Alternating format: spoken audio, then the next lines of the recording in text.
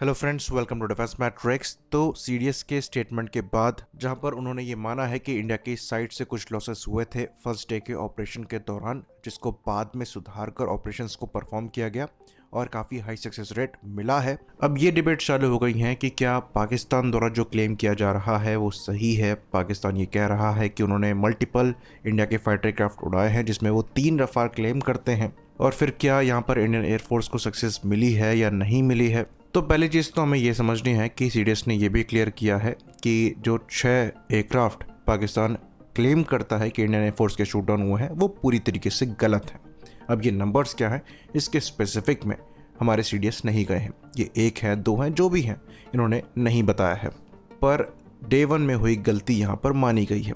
अब इस गलती को लेकर भी बड़ा बवाल उठ खड़ा हुआ है इवन इंडियंस के बीच में भी कि गलती हो कैसे गई। तो अनफॉर्चुनेटली ज़्यादातर जो लोग हैं जो कि कॉन्फ्लिक्ट वगैरह को क्लोजली नहीं देख रहे हैं, जो कि दुनिया भर में चल रहे हैं, उनको ऐसा लगता है कि हमारी आर्म्ड फोर्सेस इनविंसिबल है और इसमें उनकी कोई गलती नहीं है। ये मीडिया चैनल्स कुछ ऐसा रोल प्ले करते हैं कि वो चीज़ों को इतना बढ़ा चढ़ा कर दिखाते हैं कि आपको ऐसा लगेगा कि हाँ हम तो इनविंसिबल हैं। रियलिटी इससे अलग है। तो एनिमी की भी कुछ कैपेबिलिटीज़ हैं, हमारी जितनी ना हो पर एग्जिस्ट करती हैं। बाकी जब आप एक ऑपरेशन को परफॉर्म करते हैं तो वहाँ पर बहुत सारी चीज़ें हैं जिसमें से अगर एक भी गलत हो जाए तो आपको नुकसान हो सकता है, और ये चीज़ दुनिया भर के कॉन्फ्लिक्ट में दिखाई देती है। अभी अगर हूतीस की ही बात करें जिनके पास खुद की कोई एयरफोर्स नहीं है, वो अभी तक करीबन 7 MQ-9 ड्रोन्स को गिरा चुके हैं जो कि यूनाइटेड स्टेट्स को बिलोंग करते थे, और ये काफ़ी सोफिस्टिकेटेड और एक्सपेंसिव ड्रोन्स हैं। साथ में कुछ ही दिनों पहले रिपोर्ट आई थी कि एक F-35 को भी खुद को बचाने के लिए मनोवर करना पड़ा था हूतीस की सरफेस टू एयर मिसाइल से। बाकी जो मल्टीपल F-18 लॉसेस हैं वो तो दिख ही रहे हैं, और ये कहानी है यूनाइटेड स्टेट्स ऑफ अमेरिका की, जो कि दुनिया की सबसे ज़्यादा पावरफुल मिलिट्री है। बाकी अगर आप यूरोपियन कंट्रीज़ की बात करेंगे तो काफ़ी लंबे समय से इन कंट्रीज़ ने कोई भी प्रॉपर वॉर नहीं लड़ी है। इनके ज़्यादातर ऑपरेशंस जो हैं ये एंटी टेररिज्म के रहे हैं, जिसके अंतर्गत ये अपने एयर टू सरफेस पेलोड को गिराते हैं ऐसे एरियाज़ में जहाँ का एयर स्पेस बिल्कुल प्रोटेक्टेड नहीं है या फिर एयरफोर्स बिल्कुल ही वीक है। तो वहाँ पर भी उन्हें काफ़ी ज़्यादा सक्सेस मिली है। वहीं पर अगर आप ऑपरेशन डेजर्ट स्टॉर्म को देखेंगे जो कि इराक के अगेंस्ट में किया गया था, जिसके कंपैरिजन में यूएस एयरफोर्स काफ़ी ज़्यादा मजबूत और एडवांस थी, वहाँ भी यूएस एयरफोर्स ने करीबन 75 एयरक्राफ्ट लूज किए थे, जिसमें 28 के अराउंड फाइटर प्लेटफॉर्म थे। बाकी रशिया और यूक्रेन कॉन्फ्लिक्ट चली रही है, जहाँ पर हमने देखा है कि दोनों साइड से लॉसेस हो रहे हैं और रशिया ने अपने एडवांस फाइटर प्लेटफॉर्म भी लूज किए हैं सरफेस टू एयर मिसाइल से। उसके कंपैरिजन में अगर आप पाकिस्तान एयरफोर्स की बात करेंगे तो ये तो दुनिया की 7th मोस्ट पावरफुल एयरफोर्स मानी जाती है। ये लोग कैपेबल है, भले ही इंडियन एयरफोर्स जितने कैपेबल ना हो पर हैं। तो अगर आप एक ऐसी एयरफोर्स के अगेंस्ट में ऑपरेशन परफॉर्म कर रहे हैं जो कि तैयार भी है, जिसे पता है कि आप अटैक करने वाले हैं, और उसमें भी ये रिस्ट्रिक्शन लग गई है कि आप मिलिट्री टारगेट्स को टच नहीं कर सकते हैं, तो मिशन की कॉम्प्लिकेशंस बढ़ जाते हैं। और हमने ये रियलाइज़ किया कि ऑब्जेक्टिव तो मीट किए पर हमारा भी नुकसान हुआ। तो पाकिस्तान एयरफोर्स ने अपनी जितनी भी एडवांस कैपेबिलिटी है उसको यूटिलाइज किया और कुछ नुकसान इंडियन एयरफोर्स का किया।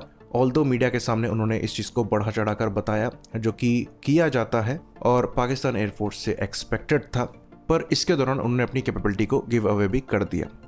उनकी रीच क्या है, वो कहाँ तक स्ट्राइक कर सकते हैं, ये पाकिस्तान एयरफोर्स ने डे 1 में बता दिया, जिसको तुरंत ही रेक्टिफाई करके इंडियन एयरफोर्स ने प्लानिंग करी और बाद की जो स्ट्राइक्स हैं वो उसी पर बेस्ड होकर करी गई, जहाँ पर पाकिस्तान एयरफोर्स को बहुत बड़ा नुकसान हुआ और इसके अगेंस्ट पाकिस्तान एयरफोर्स द्वारा कुछ नहीं किया जा सका।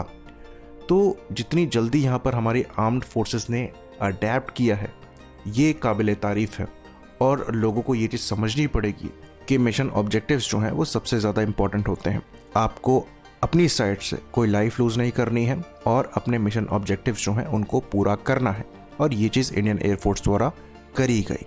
पाकिस्तान की साइड से उनका ऑब्जेक्टिव था कि वो अपने एयर स्पेस को बचाते, जो इनके सरफेस एसेट्स हैं उनको इंडिया स्ट्राइक ना कर पाता, पर उसमें वो फेल रहे थे।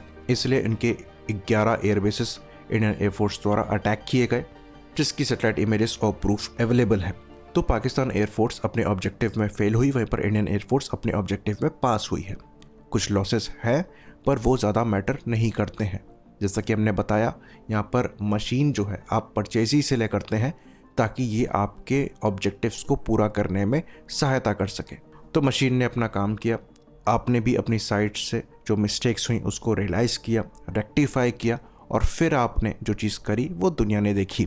इसके कंपैरिजन में पाकिस्तान के पास अभी कुछ नहीं है। वो कोई भी इम्पॉर्टेंट इंडियन एसेट्स को स्ट्राइक नहीं कर पाए। कोशिश उन्होंने बहुत करी, वो इंडियन एयरफोर्स के एक्शंस को रोक नहीं पाए। तो उनके पास खाली यही बचा है कि जो लॉसेस इंडिया की साइड से हुए हैं उन्हीं को वो बार बार डिस्कस करके अपनी विक्ट्री को बताएं। लेकिन अगर आप दुनिया भर के कोई भी कॉन्फ्लिक्ट को देख लेंगे तो वहाँ पर ऑब्जेक्टिव ही रिजल्ट डिसाइड करता है। लेकिन फेस सेविंग के लिए आपको कुछ ना कुछ चाहिए। इवन जो इंडस वाटर ट्रीटी को अबेंस में रखा गया है उसको तक हटाया नहीं गया सीज फायर के दौरान। तो पाकिस्तान का कोई भी ऑब्जेक्टिव यहाँ पर पूरा नहीं हुआ है, फिर भी वो इस चीज़ को विक्ट्री बता रहे हैं। अब यहाँ पर ज़रूरी है कि हमारी साइड से जो मिस्टेक्स हुई हों या जो कमियाँ रह गई हैं उनको फ्यूचर के लिए सुधारा जाए। और हमें ऐसा लगता है कि हमें स्टैंड ऑफ वेपन्स पर ज़्यादा काम करने की रिक्वायरमेंट है, क्योंकि इस लड़ाई के दौरान भी स्टैंड ऑफ वेपन्स का ही ज़्यादातर इस्तेमाल किया गया और उन्हीं से हमें सक्सेस मिली है। ये स्टैंड ऑफ वेपन्स खाली एयर टू सरफेस रोल्स के लिए ही नहीं बल्कि लॉन्ग रेंज PVR कॉम्बैट के लिए भी बहुत ज़्यादा ज़रूरी है। और इसीलिए यहाँ पर रिक्वायरमेंट एग्जिस्ट करती है कि हम फर्दर इन्वेस्ट करें long range stand of weapons पर, साथ में लॉन्गर रेंज की BVR मिसाइल्स पर। तो स्टैंड ऑफ वेपन्स की बात करें तो अभी एक रिपोर्ट आ रही है जिसके अंतर्गत इजराइल से हमारे द्वारा ice breaker long range precision guided weapon लिया जा सकता है। अब ये वेपन राफेल ने ऑफर किया था LCA-30 के लिए। ये चीज़ हम यहाँ पर क्लियर कर दें कि हम राफेल की बात कर रहे हैं जो कि इजरायली कंपनी है, रफाल की बात नहीं कर रहे हैं। तो ये कंपनी बनाती है आइस ब्रेकर्स को। ये म्यूनिशंस करीबन 400 किलोग्राम के हैं और स्ट्राइक करने की क्षमता रखते हैं ऑलमोस्ट 200 से 300 किलोमीटर की रेंज में।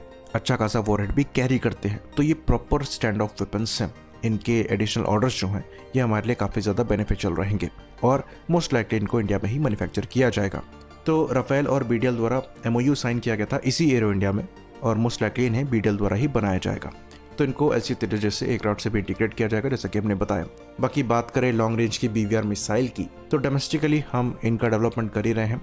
अस्त्र मार्क 2 और गांडीव जैसी मिसाइल्स जो हैं हमारे द्वारा बनाई जा रही हैं, लेकिन उनके साथ हम इंपोर्ट्स पर भी काम कर सकते हैं एज अ स्टॉप गैप, क्योंकि इसकी भी रिक्वायरमेंट यहाँ पर नज़र आ रही है। इस कॉन्फ्लिक्ट के दौरान पाकिस्तान एयरफोर्स ने इवन अपने बॉर्डर के पास भी आना अवॉइड किया था S-400 की वजह से। तो उनको हिट करने के लिए हमें लॉन्गर रेंज की बियॉन्ड विजुअल रेंज मिसाइल्स चाहिए। फिलहाल हमारे पास एक मीटियोर है जिसका इस्तेमाल इस कॉन्फ्लिक्ट के दौरान इंडिया ने नहीं किया था। R-37 मिसाइल रशियन मिसाइल है जिसका एक्सपोर्ट वेरिएंट एग्जिस्ट करता है और ये आपको मैक्सिमम 200 किलोमीटर की स्ट्राइकिंग रेंज देती है, जिसको फर्दर इंक्रीज किया जा सकता है 300 से 400 तक एडिशनल बूस्टर फेस को लगाकर। तो ये एक ऐसी मिसाइल है जो कि हमारे Su-30 MKI से इंटीग्रेट भी हो पाएंगी और इनके इंटीग्रेशन पर हमें विचार भी करना चाहिए। बाकी आने वाले समय में जो गांडीव मिसाइल है ये हमें एक सिग्निफिकेंट एडवांटेज देने ही वाली है, तो उस डायरेक्शन में हम काम कर ही रहे थे। पर उससे पहले हम R-37 को इस्तेमाल कर सकते हैं और उस पर भी हमें काम करना चाहिए। तो फ्यूचर जो है ये स्टैंड ऑफ वेपन्स का ही है और उस पर ही हमारी ज़्यादातर इन्वेस्टमेंट होनी चाहिए और ऐसा नज़र भी आ रहा है कि उसी डायरेक्शन में हम आगे बढ़ रहे हैं। ये बात हम आपको बता दें कि ये वेपन्स काफ़ी ज़्यादा एक्सपेंसिव भी होते हैं, तो आपको अच्छी खासी इकोनॉमिकल बैकिंग चाहिए ऐसे वेपन्स को ऑपरेट करने के लिए। फॉर्चुनेटली इंडिया की इकॉनमी ये सपोर्ट करती है। आई होप इन्फॉर्मेशन यहाँ पर क्लियर रही हो। इसी बात पर इस वीडियो को हम ख़त्म करेंगे। लाइक करिए, सब्सक्राइब करिए। जय हिंद।